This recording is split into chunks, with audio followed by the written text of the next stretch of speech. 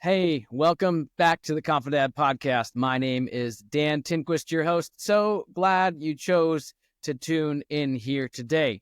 Jumping right in to our mindset, say this together with me. Hopefully it's getting close to being memorized for you. I am the only one who can fulfill the fatherhood role that I have. So I choose to do it well. I get to show up well for my kids. Imperfection is reality. Ownership is a choice. Today is brand new, and so is tomorrow. I am wholly loved, so I will love wholly. Today in our equipping section, I want to talk about this idea that control is an illusion. We're going to dive real deep into this, but it's helpful to understand this sentence from the get-go. Control in parenting is an illusion. Here's some facts, okay? Our kids have a choice. When we tell them to do something, they have the choice to comply or deny, okay? There are natural consequences to both responses, right? But it's a fact. They can choose very early on if they want to do what we're asking them or not. Think about like a baby with a bottle. You're like, hey, you're hungry, take a bottle. No, I don't want one. So from that age all the way through, they have the choice to comply or deny. That is a fact, okay? Here's another fact. We control ourselves. We control how we spend our time. We control the words that come out of our mouths. We control the thoughts that we think. We control the actions that we take. And we control the regulation of our emotions. We don't control which emotions we have. We control our response to those emotions, especially, we control them much better when we are equipped with tools of emotional regulation. Okay, we'll get into that too. The last thing that is a fact, our goal should be modeling appropriate behavior, modeling wisdom, modeling the right way. You say, let's teach our kids right from wrong. Absolutely. We need to give them boundaries, but we need to model that. If we want our kids not to whine, we probably shouldn't whine, but we all do, right? So maybe having them not whine isn't a goal, but limiting how much we whine will probably limit how much they whine. Training them for regulation means we model regulation, okay? Why do we want control? Like, why do we even want to control our kids? I think a lot of it has to do with expectations. Like, whose expectations are we trying to meet? Are we trying to meet the outward expectations of the world? Because we've all been on the airplane or in the grocery store or in the place where the kid is throwing a fit and it's just a meltdown city. And we're like, I never want to be that parent. So if I just control, I'll never have to be that parent. Well, that's worrying about outside expectations versus having inward expectations of understanding what is okay, what is not okay, how do our kids respond, all of that. We should care much more about what our kids think of us in the sense of, are we safe, loving, caring, than random people thinking if we're a good parent, okay? So control is an illusion because they have a choice and we really only can control ourselves. And that's helpful as we begin, okay? It's a helpful understanding to realize and to accept the fact that we cannot control our children. All right, so interesting bit here about behavior. This is not original with me, but it's been said, all behavior is communication. Misbehavior isn't necessarily a reflection on you as a parent as much as it is a glimpse into your kid's inner reality. So pay attention to misbehavior. Are they communicating anger, sadness, loneliness, shame, guilt? This is maybe a little bit of a controversial statement, but I'm going to say it anyway. You cannot actually control your kids' behavior and love them at the same time. Okay? I'm not saying that we are trying to raise boundaryless kids. Our kids need boundaries, okay? So I'm not saying like there's no such thing as guardrails and boundaries and you just let your kid do whatever they want. What I'm saying is, like, if you're trying to control their behavior, trying to control and manipulate how they are responding to you, that is not loving. If you're more worried about your kid's behavior because of how it affects how people perceive you as a parent than how your kid actually responds in learning and growing and becoming a confident, interdependent, adult, this is an issue, okay?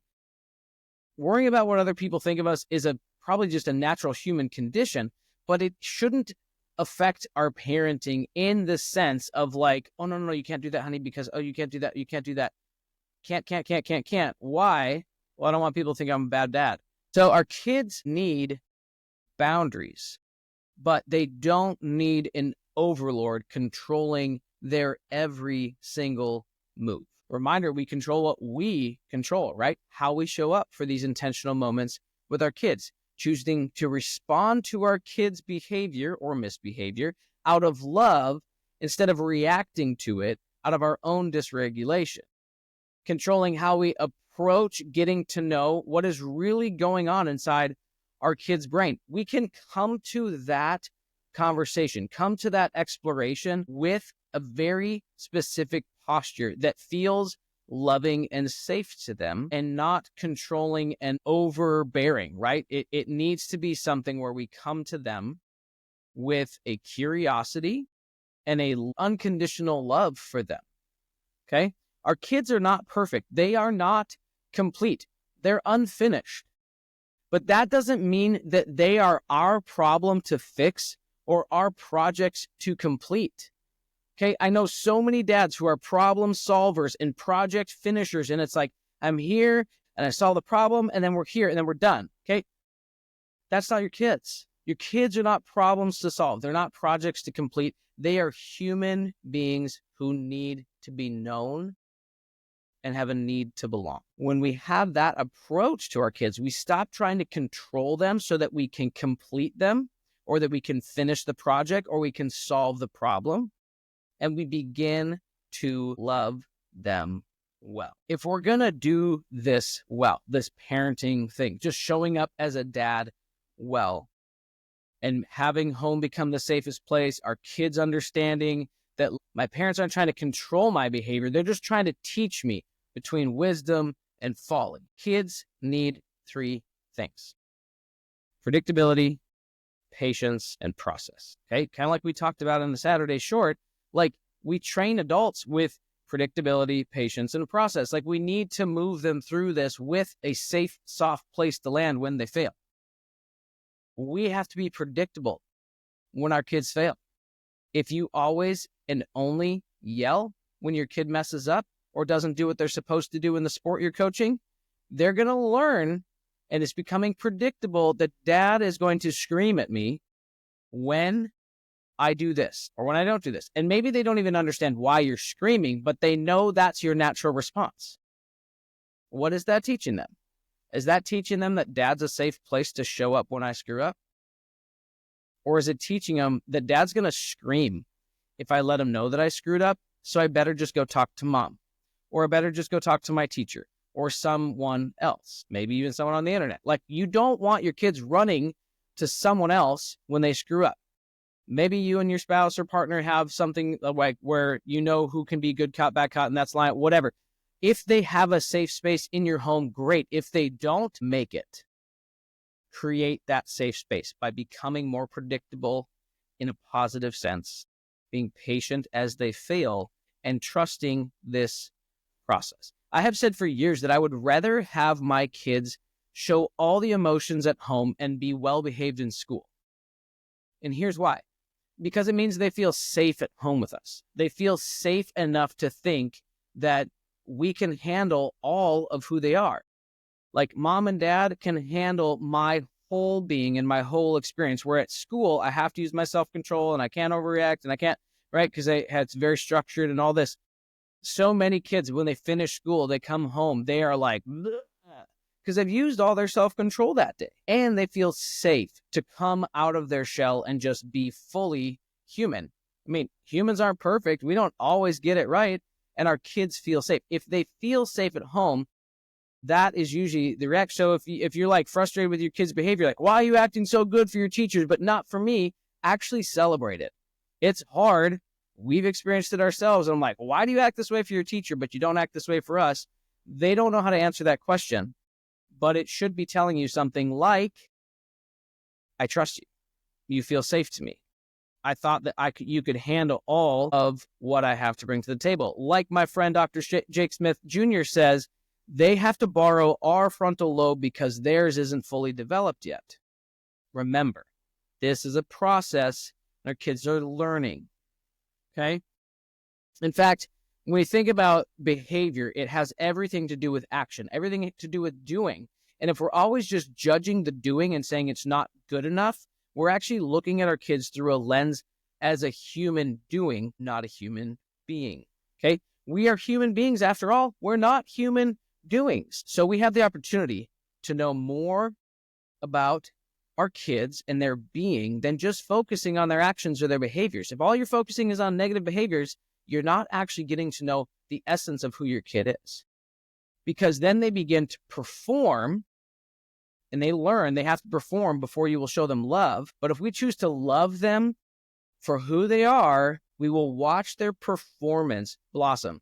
Here's a quick way to say it. Their wise doing will flow from their human being. A human being who feels safe, loved, known, seen, heard is going to blossom. Out of that situation is going to come a lot of good things. Not perfect, never perfect, but a lot of good things coming out of the core motivation of who they are as a person, okay?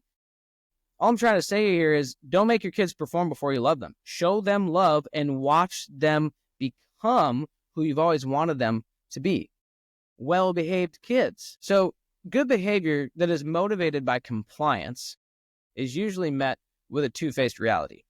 They'll be one way when we are around and completely different when we aren't. Do you remember middle school?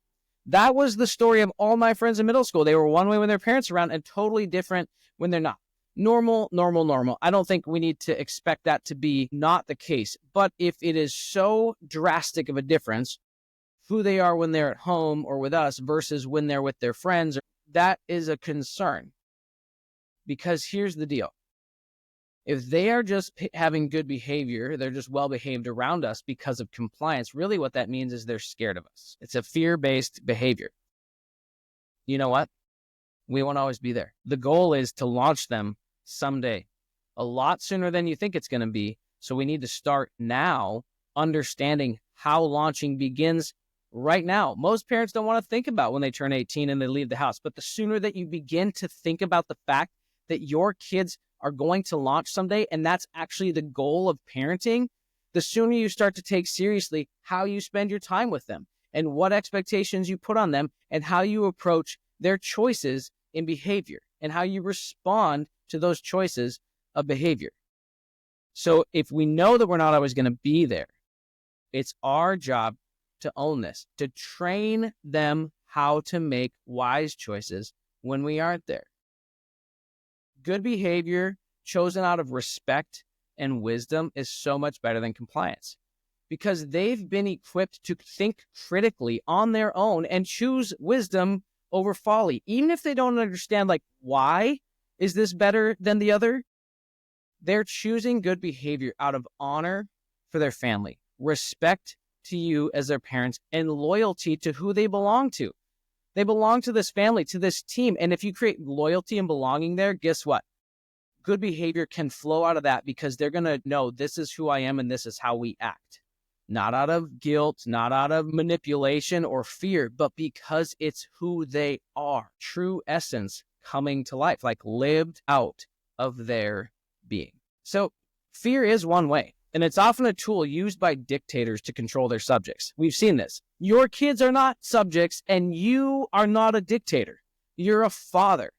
So stop trying to control your kids' behaviors and instead teach them how to choose wise behavior. The outcome is the same, but the motivation is very different, and the relationship is drastically different.